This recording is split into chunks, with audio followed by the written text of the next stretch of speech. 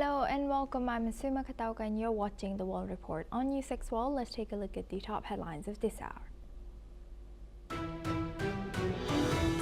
US President Donald Trump has confirmed that the USS Gerald R will join the USS Abraham Lincoln in the Middle East.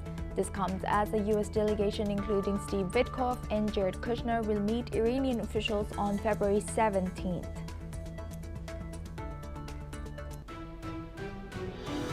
Russia, China and Iran held a new round of consultations in Vienna to discuss Iran's nuclear program. The talks precede next week's International Atomic Energy Agency Board of Governors session.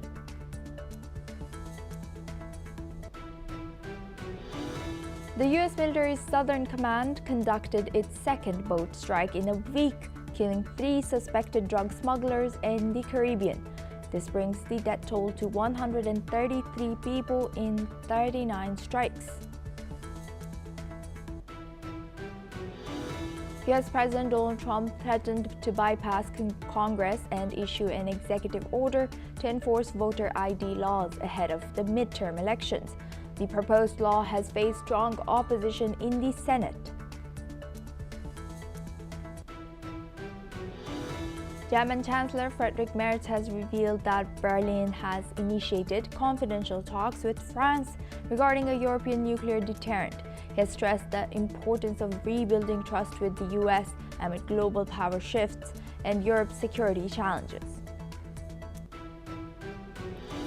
US President Donald Trump stated that US-Venezuela relations are very good and that he recognizes Delcy Rodriguez as the official president. Trump has confirmed the U.S. is working closely with Rodriguez, particularly in the oil sector. Now for this hour, we start with Ukraine. Ukrainian Foreign Minister Andriy Sybiha has announced that China will provide Ukraine with additional humanitarian energy and aid after talks with Chinese Foreign Minister Wang Yi in Munich.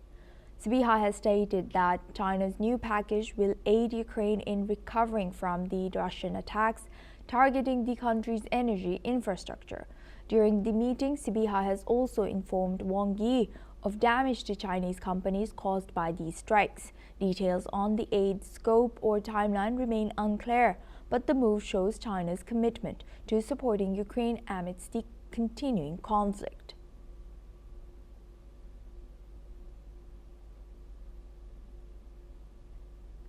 Now we move on to US. US President Donald Trump has confirmed that he is sending a second aircraft carrier, the USS Gerald R. to the Middle East to increase pressure on Iran over its nuclear program. The move comes as tensions remain high, with President Trump saying the carrier will leave soon and join the USS Abraham Lincoln, which is already stationed in the region. President Trump has also warned Iran that failure to make a deal would lead to severe consequences.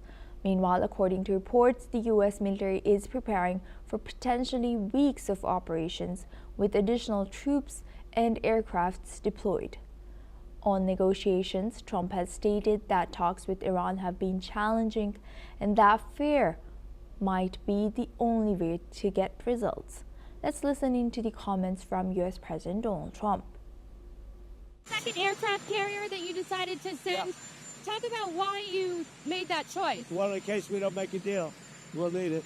If we don't have a deal, we'll need it. If we have a deal, we could cut it short. It'll be leaving very soon. We have one out there that just arrived.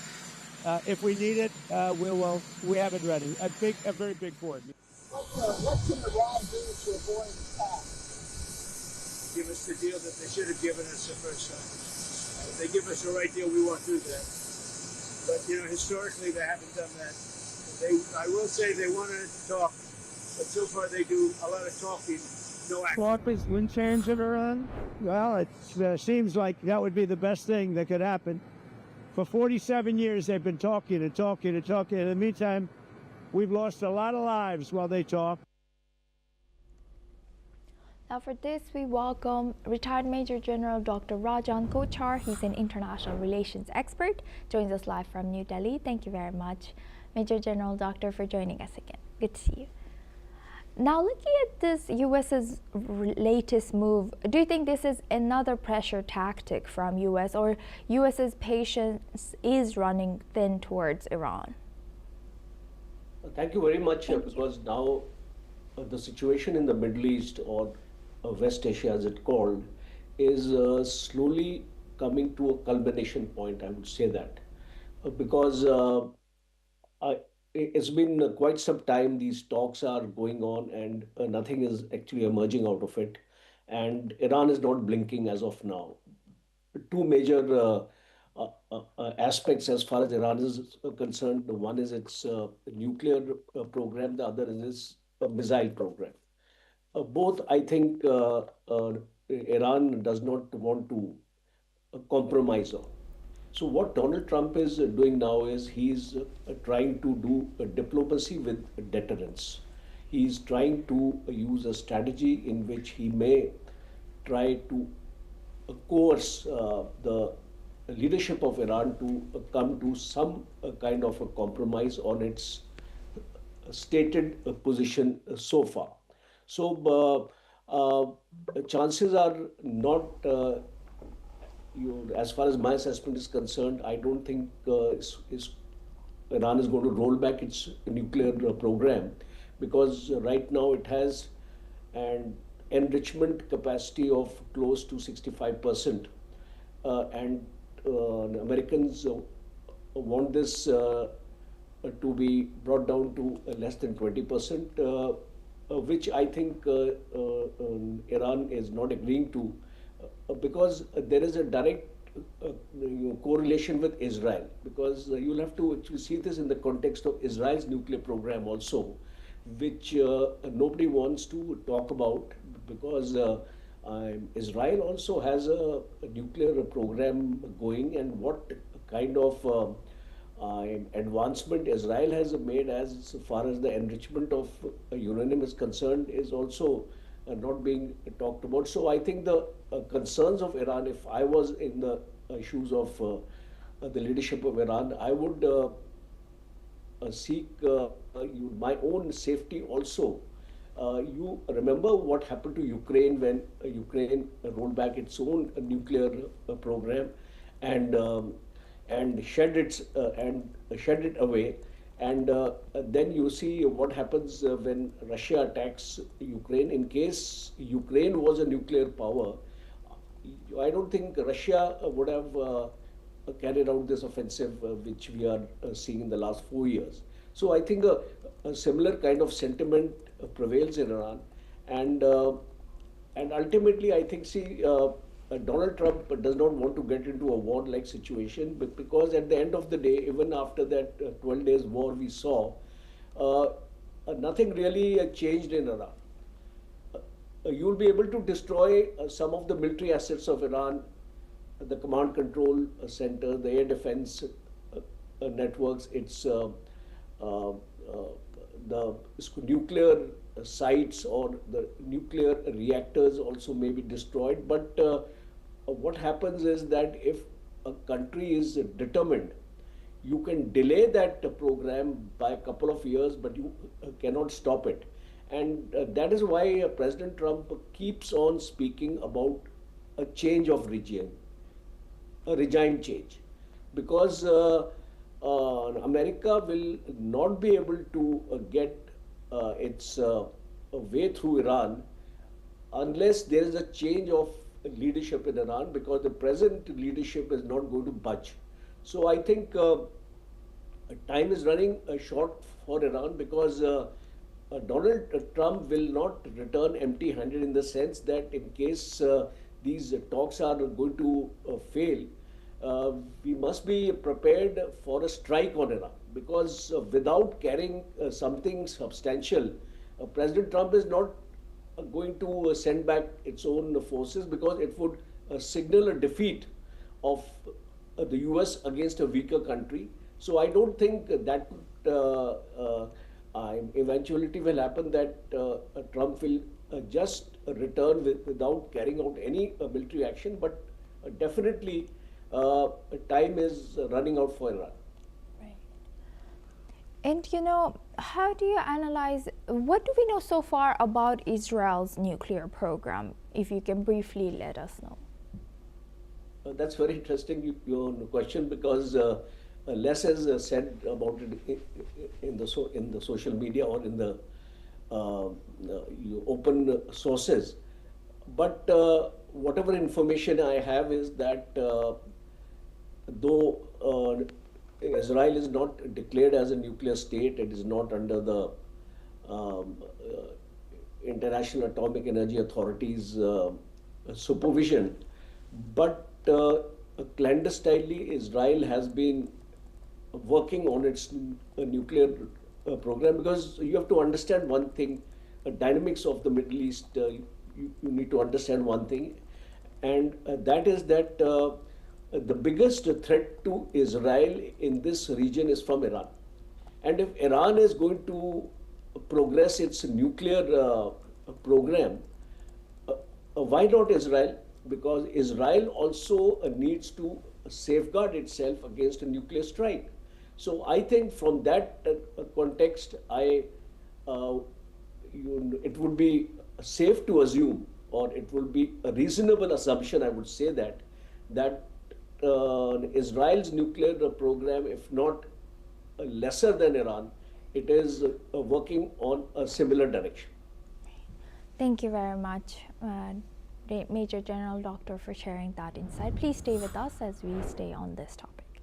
Now, Russia, China, and Iran have held a new round of consultations in Vienna to discuss Iran's nuclear program. Russia's permanent representative Mikhail Ulyanov has confirmed the meeting, saying it was part of a traditional trilateral dialogue in this issue. This comes as the International Atomic Energy Agency, the IAEA Board of Governors, prepares for a session next week. Now we welcome back retired Major General Dr. Rajan Kochhar. He's joining us live from New Delhi. Thank you very much, Major General Doctor, for staying with us.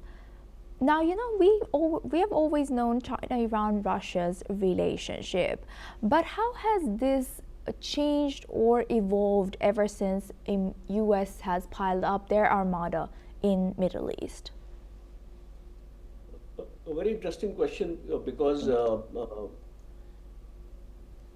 the sanctions of Iran has been very, very telling on its own economy. The currency, Iranian currency, real has taken a big hit, and especially in the last 6 months. So a country which has been subjected to this kind of economic onslaught has to resort to build up relationships with other partners to sustain itself. So I think to that extent, Russia and China have been very, very closely supporting Iran, not only in terms of economic help, but in terms of military strength. And we have come to know that since the last 12 days war, we have seen S-400 being supplied to Iran, which possibly India is still waiting for its balance, 2 squadrons of S-400, but we haven't got from Russia. But I am given to understand that Russia has given it to Iran. So that signals a very, very close relationship. Second, we have seen Sukhoi 30 Mark 1 Alpha aircrafts also. Around the time this war was on, subsequently we have seen this squadrons being made available. A couple of aircrafts, I'm told about 10 to 12 aircrafts have arrived in Iran. Thirdly, China's help has been substantial, not only from the economic but from the military point of view. We have seen a couple of Chinese aircraft, in spite of a NOTAM being issued. Iran had actually issued a NOTAM, it is still in force. So we saw some Chinese aircrafts also landing in Iran and supplying its hardware. And what is actually happening now is Yes. that the entire geopolitics of the region is now changing. It's being divided into two parts.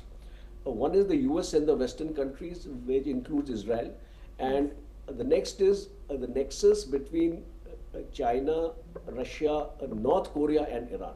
So this is coming up in a big way as a counter to the United States, and that is why Iran is able to stand its ground today against the US because it has the support of China and Russia.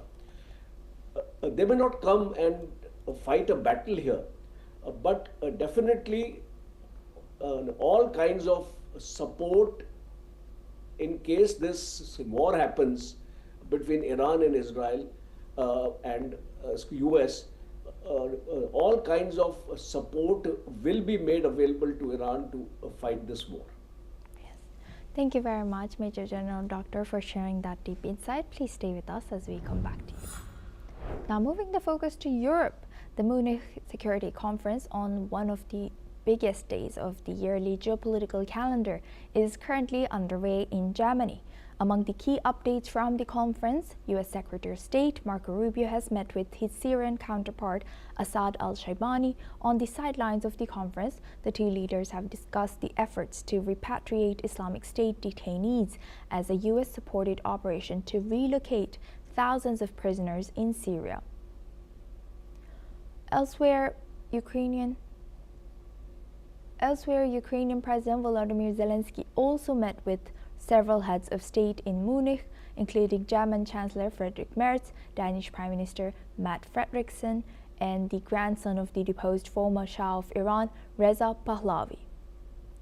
Other key meetings on the sidelines of this conference included a full bilateral between French President Emmanuel Macron and Swedish Prime Minister Ulf Kristersson as well.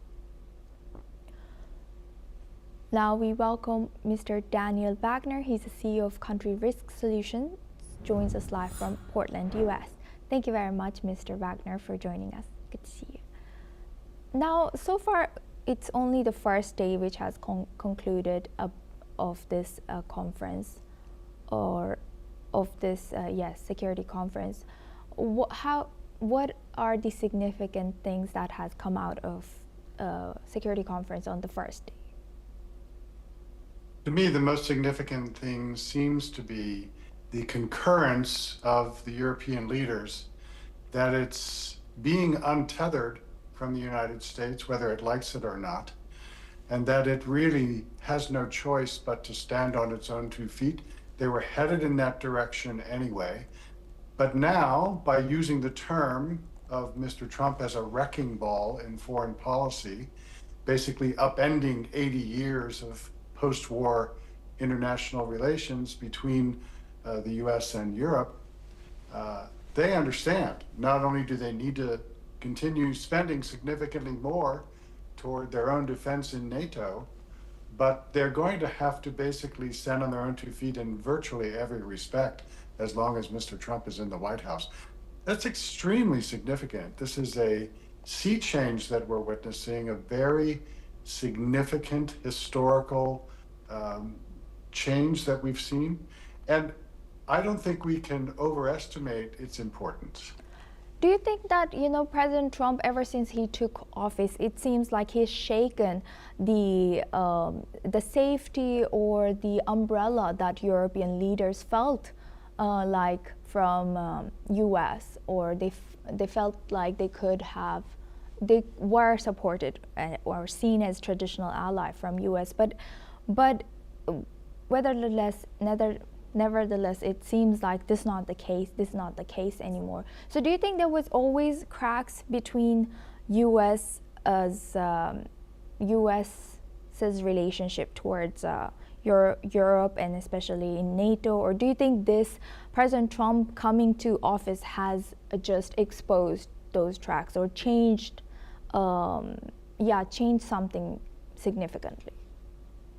I think that was always an underlying component of the relationship between the US and Europe since 1945.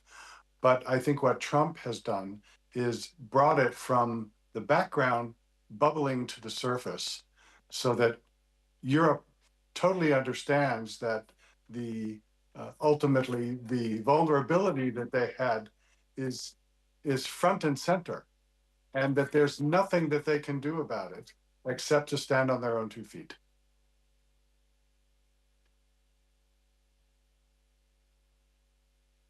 Who do you think Europe will look or to sort of see to lead these, defense mechanism, also the support towards Ukraine, which was mostly coming from U.S. Not mostly, but a lot of it was coming from U.S. But now they can't, since they can't rely on U.S. as much. Who do you think will be taking the lead within Europe, a trustworthy ally? Well, clearly, one of the 3, Germany, France, the UK, they've been the traditional leaders in that part of the alliance. I don't see that changing. We saw Chancellor Merz today speaking very much like a leader, the same with Monsieur Macron. And I think the Germans are finally realizing that they really need to strengthen their own alliance with these countries. It's already strong, of course, but for the future, for the long-term future. And I think there'll be some sort of strengthened alliance between Germany, France, and the UK. Mr. Reza Pahlavi joining this conference this time. What do you think? What is in his agenda, or him being in presence in this conference? You mean vis-a-vis Iran, or? Yes, the Reza Pahlavi, who's the son of Shah, Iranian Shah. Yes. Well, I think he's a bit of an opportunist. I think he believes that he can bring democracy to Iran, but my understanding is that he doesn't have much of a following inside Iran. I think in some respects he's the obvious candidate for a transitional government, but on the other hand, a lot of people in Iran see him as having not in essence been hiding in the US, but in the shadows in the US for many decades. And many Iranians want a fresh start. They want someone completely new who can best represent their interests without any historical baggage. Thank you very much. With that, I'd like to thank Mr. Daniel Wagner for joining us and sharing that insight with us. Thank you very much. Now we move on to our next news. At the Munich Security Conference, California Governor Gavin Newsom sent a clear message to world leaders saying that U.S. President Donald Trump is temporary. Newsom, who is positioning himself as a potential presidential candidate, has stressed that Trump will be gone in 3 years and that it's time to start thinking about the future of U.S. leadership. Newsom has continued to position California as a counterweight to Trumpism, particularly in climate policy. While the Trump administration has rolled back environmental regulations, California has expanded its own climate initiatives, earning the state recognition as a global leader in this area. As Newsom works to build relationships with world leaders and position himself for a future presidential run, he's emphasizing that America's commitment to climate change action will return once Trump is out of office. Let's listen in. I hope, if there's nothing else I can communicate today, Donald Trump is temporary. He'll be gone in 3 years. California is a stable and reliable partner in this space. And it's important for folks to understand the temporary nature of this current administration in relationship to the issue of climate change and climate policy. Now let's look at China's foreign minister. China's foreign minister Wang Yi has emphasized during a meeting with the German and French foreign ministers that China and the European Union should work together to address their differences and deepen practical cooperation. He has highlighted that China's development represents an opportunity for Europe and stressed that Europe's challenges do not stem from China. Wang Yi has also clarified that interdependence between China and the EU is not a risk and open cooperation, which does not undermine security. He has reaffirmed that China and the EU are partners, not rivals, and should collaborate to tackle global challenges effectively. Now let's move the focus on to Bangladesh. In Bangladesh, the country's largest Islamist party has raised concerns over irregularities in the recent election vote counting. The party's leader has called for immediate action from the Election Commission, highlighting significant discrepancies in the process.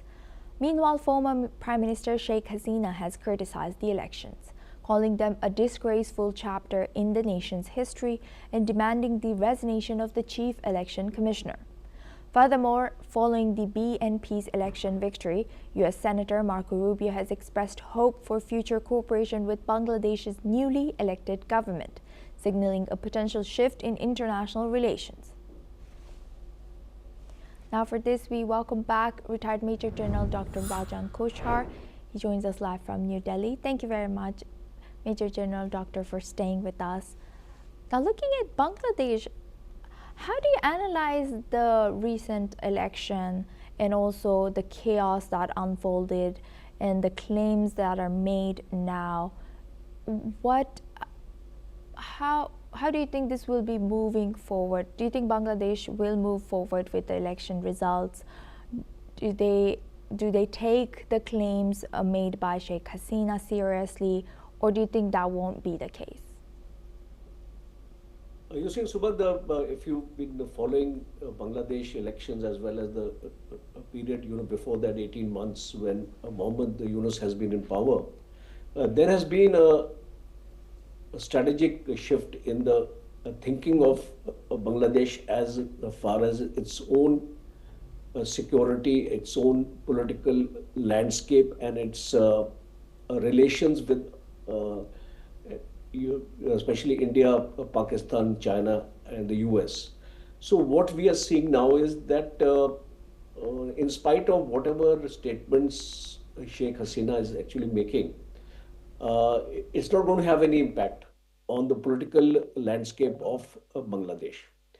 Secondly, Jamaat is also trying to raise issues about rigging, or these elections have not been held as per the proper with the election commission. That is also not going to fructify into anything because the election commission has already made a statement that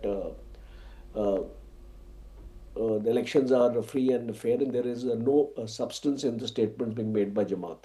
So I think Jamaat will have to sit in the opposition. 68 seats, I believe, they have got, and they'll have to contend with BNP with two-third majority, 209 seats, which BNP has.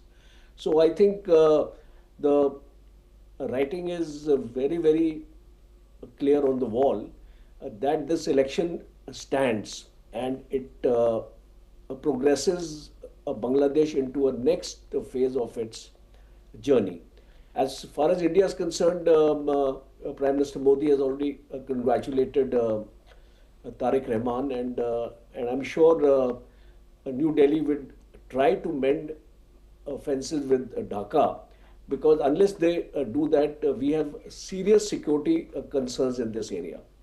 4,096 kilometers of border, and most of the border is porous, and 30% of this border is a marshy kind of a maritime border where no demarcation of land or boundaries can be made. So I think we are looking for no terrorism on Bangladesh soil, because Sheikh Hasina was instrumental in dismantling all the terrorist camps, including Alpha, and influence of the terrorists in Bangladesh. So we expect a similar kind of a response from BNP. We would not like, when BNP was last in power from 2001 to 2006, we would not like the same kind of situation to happen today, because at that point of time, there was an increase in terrorism in India from Bangladesh, because BNP was encouraging that kind of activity. So we would expect a change in its own policy, its own internal policy. And I think Tariq Rahman is a forward-looking person. he would like also to some extent keep up the economic commitments with India, which already are like the Adani power is substantially supplying electricity to Bangladesh, and energy requirements in terms of petroleum, and also the rail and road connectivity links which are in the pipeline or which have already started and would need to be culminated. And the last is the water sharing agreements, because that is going to be a thorn between the two countries, especially the Teesta water agreement. BNP has indicated that it would like to go to the UN for the UN Convention on Water Sharing 1967. So this kind of an agreement which they want to actually formalize it, something like the Indus Water Treaty, because there seems Major to be General, yes.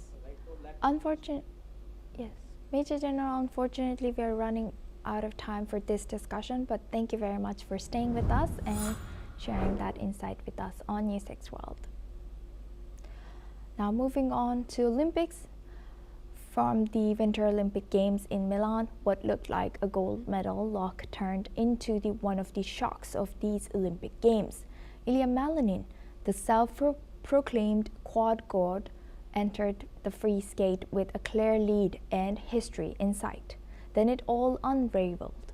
Malinin fell twice, missed critical elements, and never landed his signature quad excel. The result, 8th place overall, a total score of 264.49 and no medal. Gold went to Kazakhstan's Mikhail Shaidorov, with Japan's Yuma Kageyama and Shun Sato rounding out the podium. An emotional Malinin summed it up in 2 words: "I blew it," admitting the Olympic pressure proved overwhelming.